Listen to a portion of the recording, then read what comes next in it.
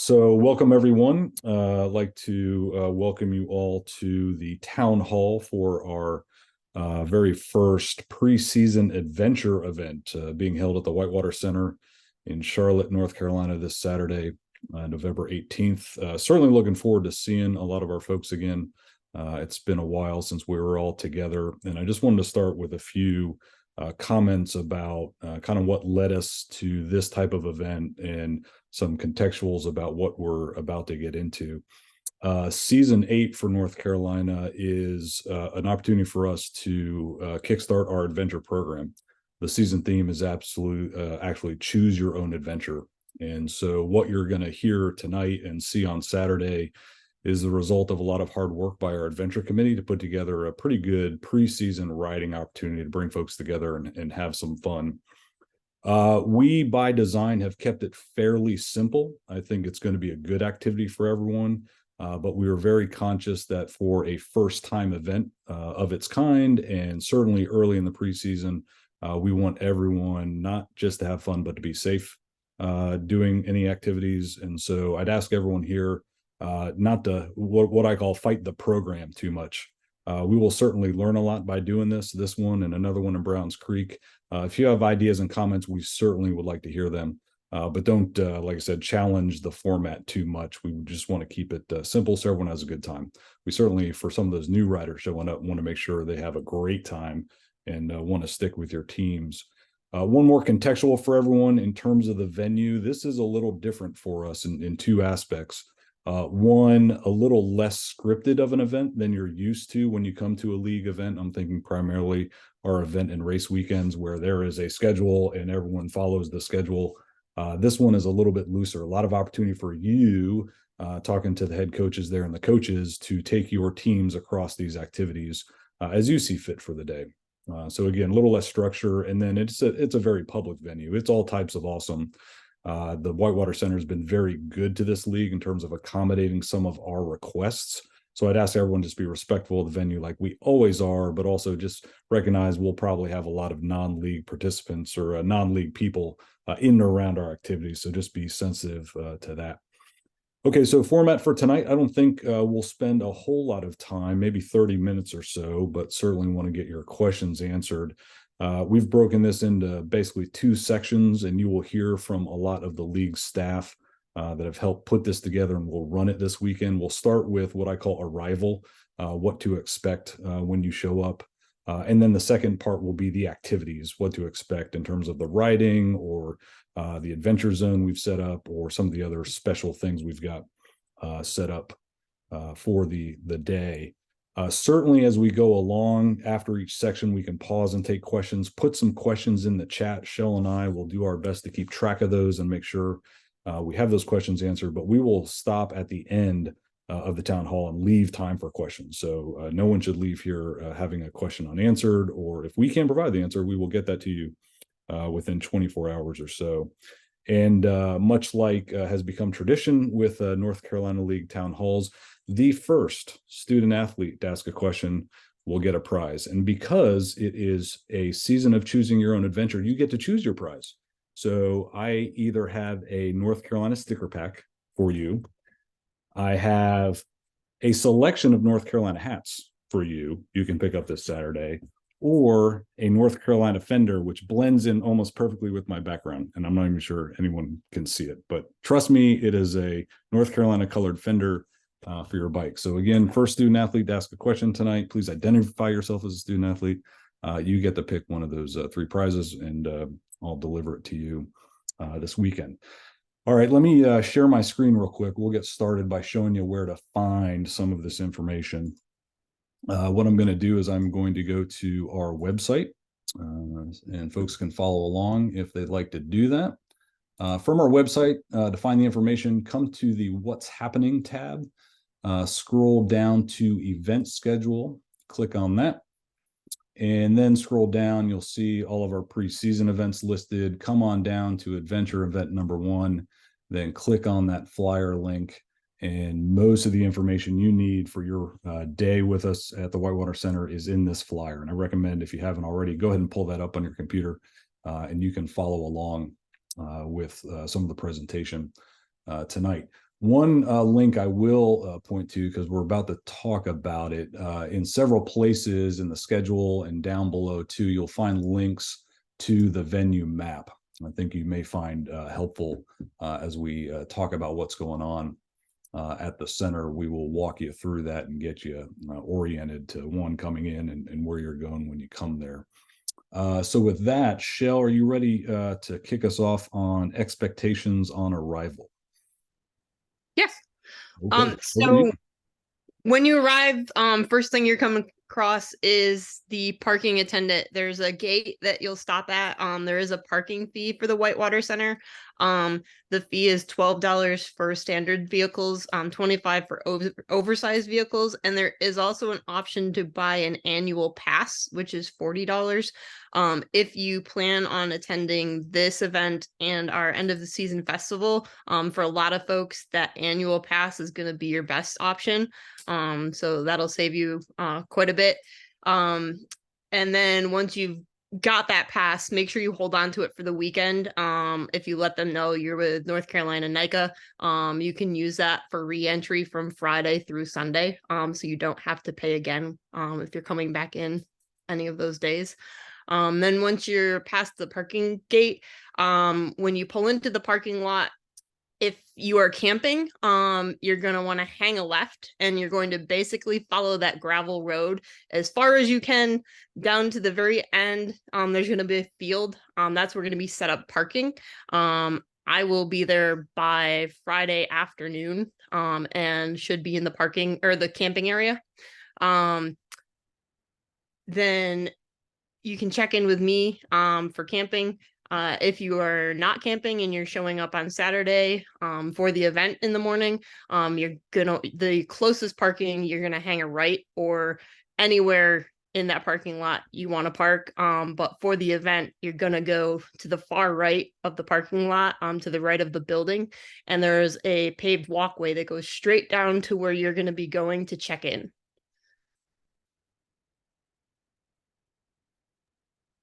All right. Thank you, Shell. Any questions about arrival to the center itself, getting in through parking, or if you're coming in to camp?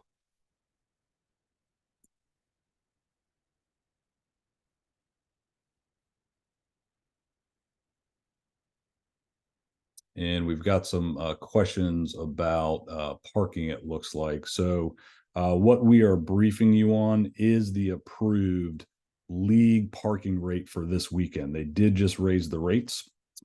We were concerned about that because we had promised you one price in some of the early information. And then we went back to them and said, hey, can you honor your previous pricing? And what's different for us as well is, just like Shell mentioned, that one parking fee gets you the entire weekend. Vice a daily fee they typically charge there. So what we're telling you tonight is the NICA price. When you pull up to the parking attendant, tell them you're part of the NICA league, and they know what to give you in terms of parking prices. And Elise, did that answer your question? Because I saw your hand up, but then went down, or you might just be trying to give me a high five. Both. Yeah. All right. Yeah, I just wanted to clarify, if I come on Friday, I just have to pay the $12 once. Yes, that's correct. Yeah, that Okay. will last us through the weekend, and that was a special accommodation from the Whitewater Center. All right, thank you. Okay. Did I answer everyone's questions? An annual pass. We've been told, Sharon, in the notes there, that the annual pass you buy this weekend will last you through all of our season. But we'll follow up on. Shell, why don't we make a note just to follow up on that with Stephen on the annual pass? But, yeah, he told us it would be good through the end of 2024. Yeah, we'll make sure we got that covered. Okay. Again, continue to put your questions in the chat, or we'll come back to parking and arrival issues at the end. What I'd like to do now, Jenny Wood, are you on the line tonight? I'm here.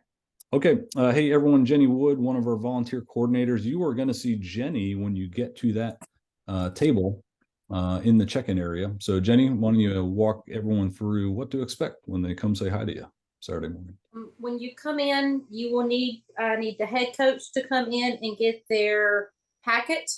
They'll have their wristbands, their passports, their EAPs and everything for the riders there. And then at the end of the day, they will need to come back to me and check out at the same place.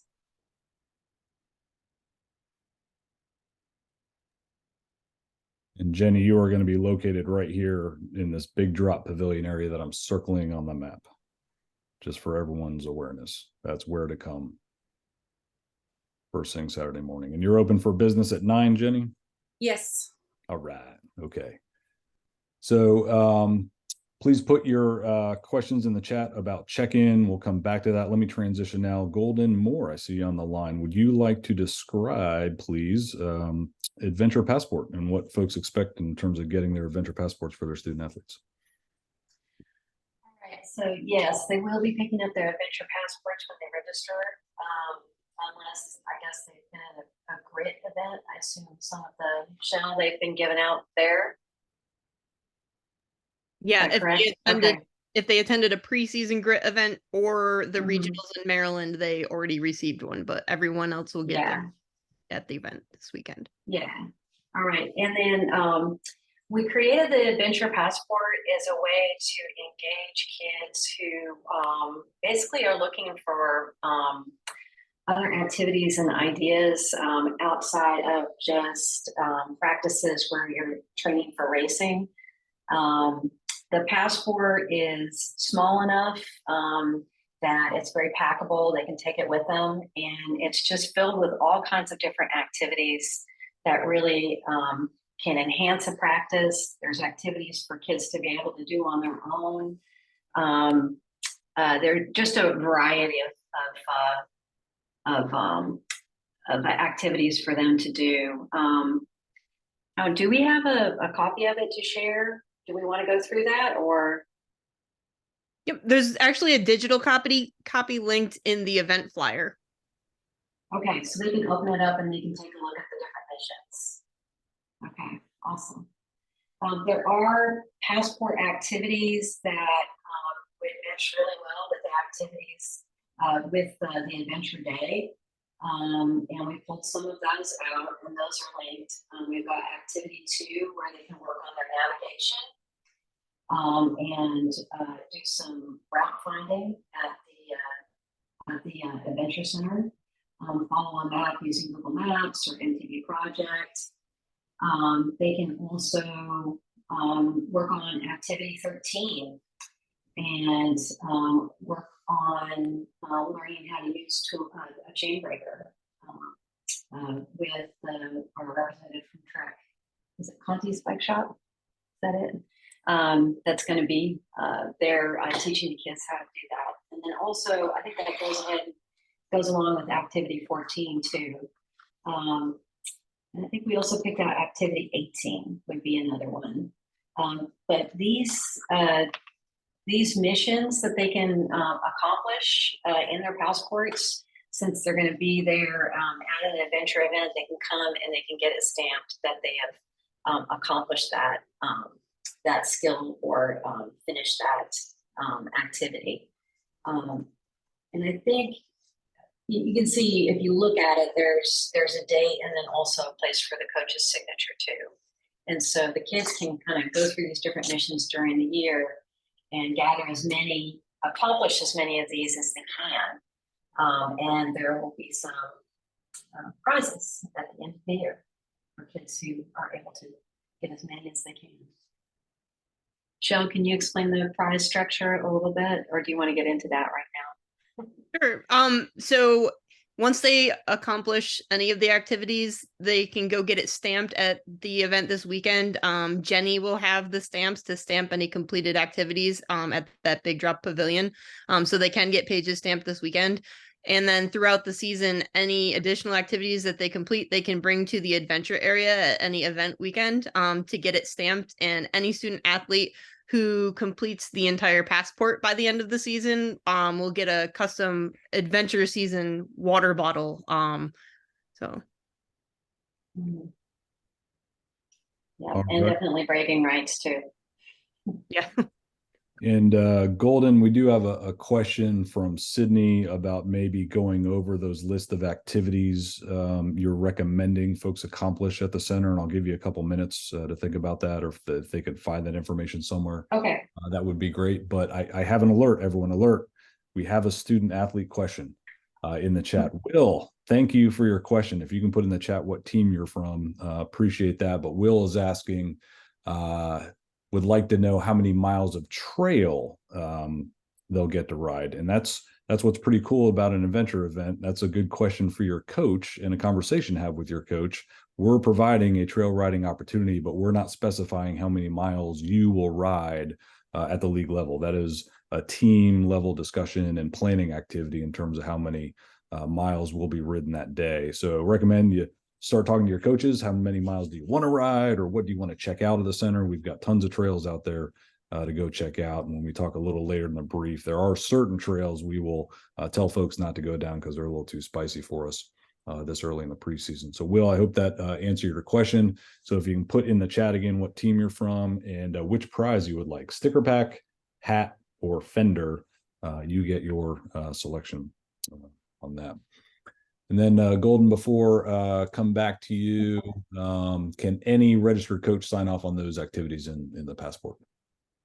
Yes. All right, fantastic. Any registered coach can sign off on those. And Clara, maybe a related question. Can they sign off on activities they did on previous events? Michelle, you want to clarify when these activities occur? As long as a coach confirms and signs that activity was completed within this season, including our preseason, then that'll count.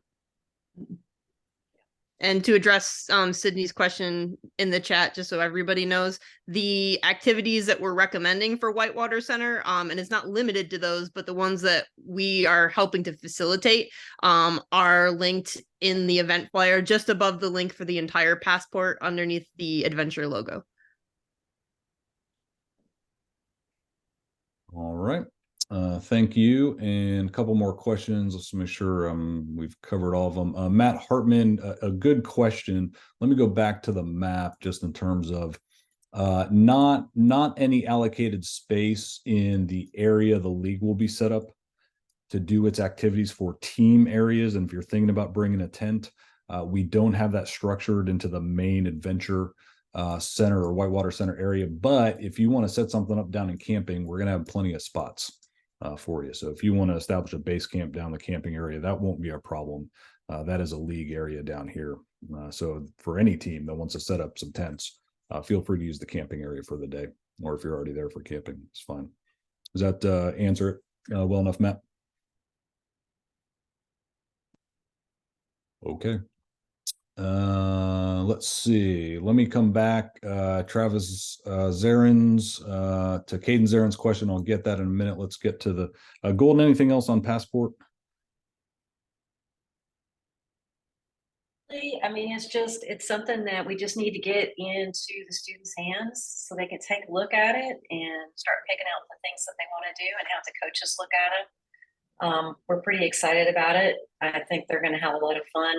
It's great because there's such a variety of different things that they can do and things that they can learn with the passports. But you just gotta wait and get it at the adventure day. Have it in their hot little hands, and then that magic will happen. The excitement is building. That's fantastic, and thanks to you and the whole adventure committee for putting that together. For sure. Hey, while we're on still somewhat arrival, but two activities, a couple things right around 9 o'clock we'll have available for both student athletes and coaches. Again, around 9 o'clock. Leonard, are you on the line? Yes, I am. Yeah. Hey, everyone. Leonard Van Hoos, our Teen Trail Corps coordinator. Leonard's going to be set up with an activity for your student athletes as head coaches, and coaches are trying to get the brief from Sean. After check-in, Leonard's got something set up for the student athletes. Leonard, what do you got for folks around 9 o'clock when they show up? We're going to have a representative from our local Sorba chapter to kind of start us off with. And then we're going to talk a little bit about doing trail work safely, what to wear, some trail advocacy, identifying general tools that we use out there, wildlife, different things, and kind of go over the awards we've got planned this year for Trail Corps hours. And I think we're going to have another appearance by Rocket Ron.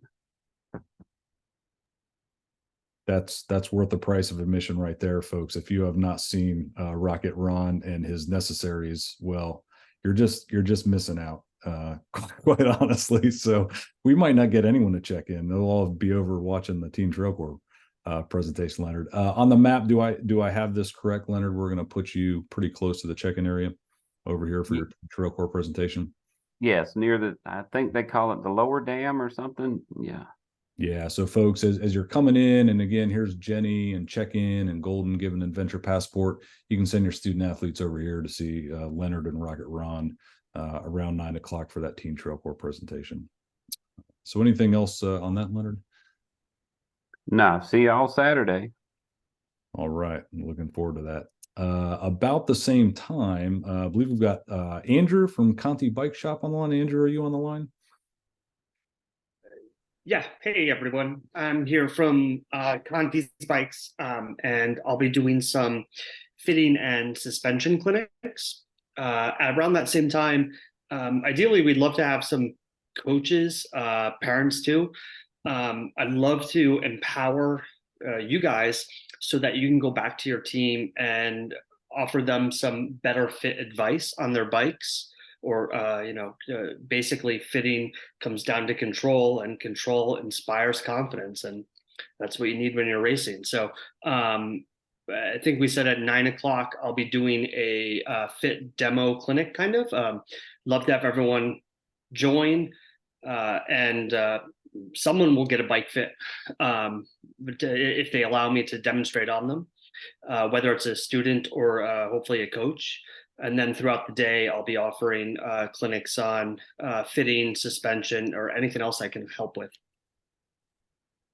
All right, Andrew, thanks for joining. I'm pointing out on the map for everyone where we'll have Andrew set up. So again, the idea, 9 o'clock, you're coming, you're getting checked in, getting passports, and standing by for the head coach brief. Student athletes and or coaches, Teen Trail Corps, student athletes and or coaches over here for bike fitting clinic. And Andrew will be there the remainder of the day for some of those activities, but we thought it'd be a good way to, occupy folks during the just startup of the morning. I'd love to have anyone have questions, come on by, just say hi and ask away. That's what I'm here for, to help you guys out. All right. Well, thank you very much, Andrew. Appreciate that. Travis, looks like your question was answered.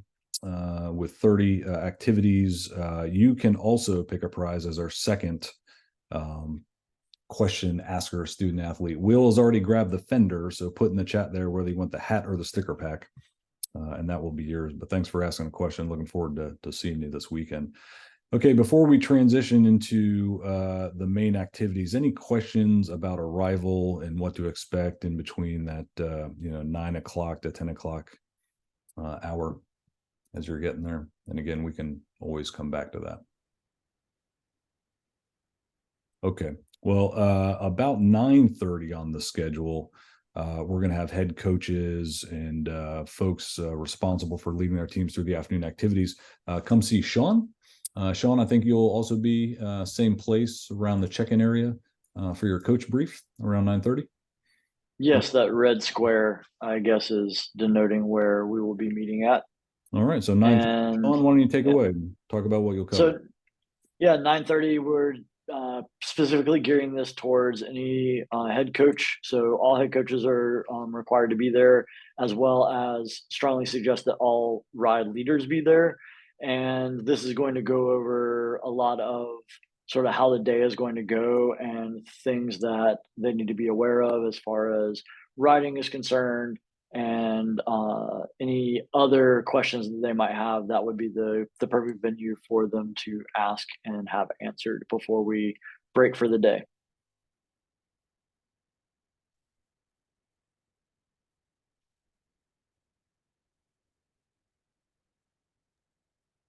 All right, and a reminder for everyone, particularly head coaches, when you're seeing Jenny in the morning, you're getting that package of information with trail maps and emergency action plans and the like to help you throughout your day. And speaking of that, why don't we go over to our Chief Course Marshal, Brian Wood, who will talk us through what to expect in terms of league support while you're out there riding around the center. Brian, you ready to take it? Sure. All right. Over to you. Good evening, everybody. Because you are riding basically as teams this weekend, please do be aware that you're responsible for your first aid needs for your team as you would on any other ride. So make sure you got coaches that have the appropriate first aid training for the areas that you're going to ride in. I think we decided the other night that most of the areas you're going to be riding, NICA first aid will meet those requirements. Wilderness first aid is always better, or anything beyond that's always helpful and nice to have. Since you are kind of leading your own groups, if you have an incident that you need help with, your first call should be to 911 and have EMS dispatched to your location. But after that, we'd like for you to go ahead and try to reach out to one of us on the staff that's there. We will come and provide what support we can as EMS is on the way, or we can help EMS find their way to you. There's lots of things that we can do to help in that situation. We will have staff out on the trail with radios. Some of that staff will be just out riding on their own, kind of cruising around, providing some help and assistance and cheers throughout the day. And then some of us will be riding with our teams. But if something comes out and you can reach out to myself or anybody else, we've got radios and we can contact somebody and get them to your location pretty quickly. If you don't have a real major incident and you think you can handle it, but you just want a little extra help, give us a shout. We'll come over and help you out. I think we've got around 6 or 8 people that are going to be riding around with radios that can come and help you. But as always, if you're some of the folks that have helped with course marshal duties in the past and you're willing to provide some assistance if you're needed, come find me. We'll get you a radio and we'll put you to work if we need you. But we're hopeful that there won't be anything come up that you're going to need any of us for. Check my notes. I think that's everything. Don't forget, since it's an ICA event, if you do have an incident that requires reporting to ICA, take your notes, keep up with those ideas. So if they miss a day of school, if they are seen off site by somebody, and bring first aid kits. So thanks, Brian. I'm done. Brian, fantastic. Thank you very much. You got any questions for Brian? Certainly throw them in the chat there. We do have a question from Sarah Clemens. Thank you, Sarah, asking if the trails have a lot of technical features. It looks like Shell has given you a good chat response there, and Sharif, somewhat of a local, a good flavor of green, blue, and a few blacks there. But Shell, do you want to add any other color commentary to kind of how we've organized the trail systems for the riding, so we give a good complete answer to Sarah? Sure. So all of the black trails will be excluded from the NICA event, so we shouldn't have teams on any black trails at any point in time on Saturday. We will be giving a heads up on any more technical areas of the blue trails.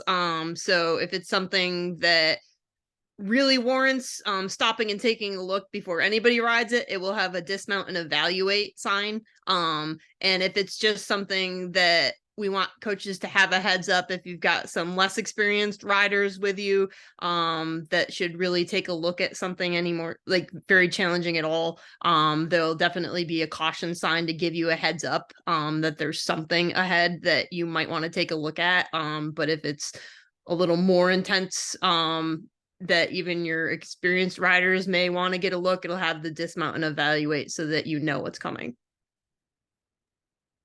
All right. Thank you very much, Shell. And Sarah, since Will has claimed the fender and Caden has claimed the hat, I have a sticker pack for you for asking that question. So come find me this weekend, and thanks for asking the question. Okay, last piece of the agenda for tonight, and then again, we'll give some time for questions, is a description.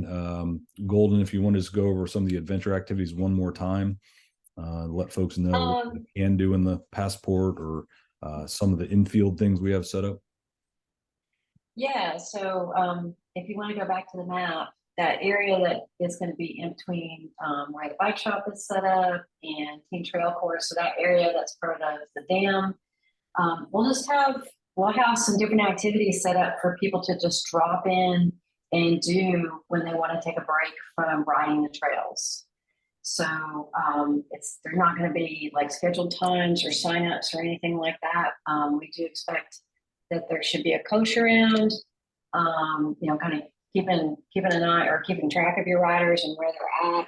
But these are the type of activities that the kids can pretty much just, start doing. Things like cardboard slide, world's cheapest activity, always a winner. Bike limbo, skills course, and then a bike games. We'll have lots of different things set up, and we'll kind of just, we'll set it up one way and then tear it down and then set it up another way.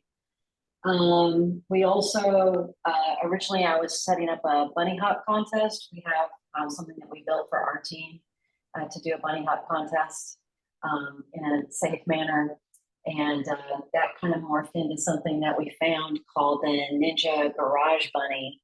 And they're these machine, what would you call it? Basically that you hook the bike up to, and it teaches the bunny hop skill to a rider. We're going to have 2 of those Ninja Garage Bunnies for kids to try out, and they're pretty fun. We got one, and our son was down there one night just beating it up, working on his manual. So because you can work on bunny hop and you can work on manual too, those skills. So it's pretty cool. If you got questions about it, just Google it. Okay, it'll pop right up and you'll see Ninja Garage Bunny. And so I'll have 2 of those for the kids to mess around with. And then just all that other kind of low budget but super fun kind of activities besides the Garage Bunny. Anything else, Shell, that I missed that might be in that area? Oh, we have the grit tent too, and they're going to be working on their hoodie design templates. And then we're also going to have an adventure hoodie design contest too. The adventure hoodie, I'm pretty excited about that. So that'll be set up. Yeah, I think you covered it really well. Okay. The only thing I would add to that is that the wristbands that Jenny will be handing out in the morning to head coaches when they check their team in, you will get wristbands for all of the coaches and the student athletes that you have. No one will be allowed in the activities area without a wristband. But also please let your student athletes know, just because this is a place where there are lots of people mountain biking, that green wristband is a way for them to identify an adult as a NICA coach. So if they need help, they know that when they see someone with that wristband on, that's someone that they can turn to. If they see an adult that does not have one, then they are not a NICA coach.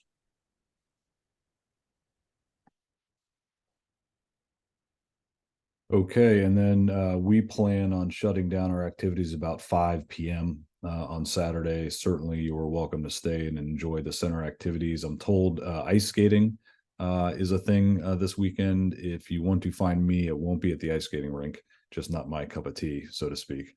But for those that want to check that out, that's awesome. And certainly folks that are camping, it'll be awesome hanging out. We have coordinated with the Whitewater Center for either fire pits or propane heaters. I'm guessing propane heaters at this point. I don't expect the fire ban to lift by this weekend, but we do have a heat option for folks in the camping area. And certainly if you're staying through Sunday morning, check out the center, enjoy the rest of it, get some more trail riding in. Shell and I will do a weather call with the venue tomorrow morning, because that's just normally what we do for any of our league events. Weather's looking pretty good right now, so I don't anticipate any issues. Looks like a great weekend for all of us out there. So with that, I will pause in case any of the staff have any additional comments they'd like to get across, or certainly any questions that remain on the table unanswered and the like.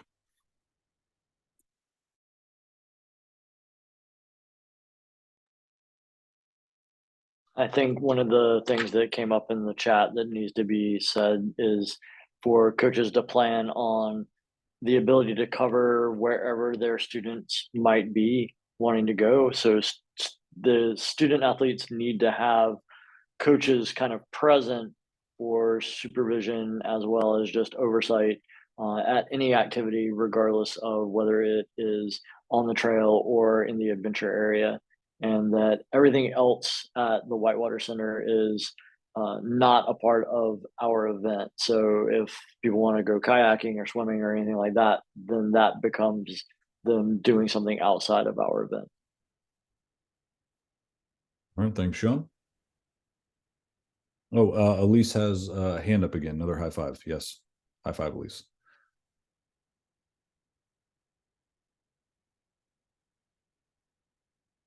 I think she just high fived her off button.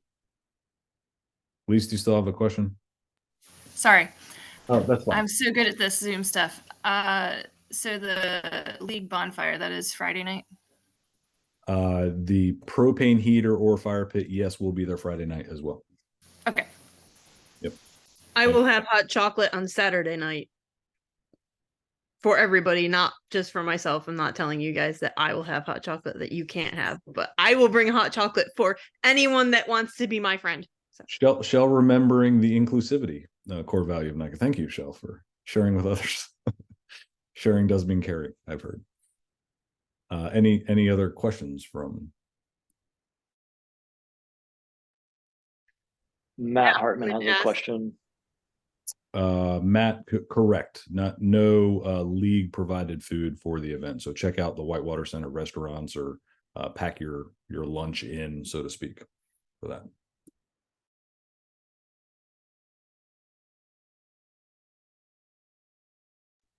And good question from Joey Arnold. My sense is, Joey, if a student athlete has the part early, certainly check out with the head coach, and then the head coach checks out with us at the end of the day. Make sure the entire team is accounted for and has departed for the day.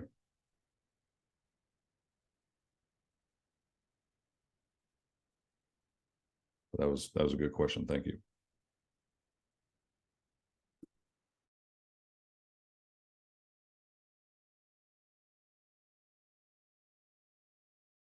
Okay, I think that about covers it. I will stop the recording. Thank you, everyone, for your attendance tonight, and certainly looking forward to seeing you this weekend out at the Whitewater Center. Everyone have a good night.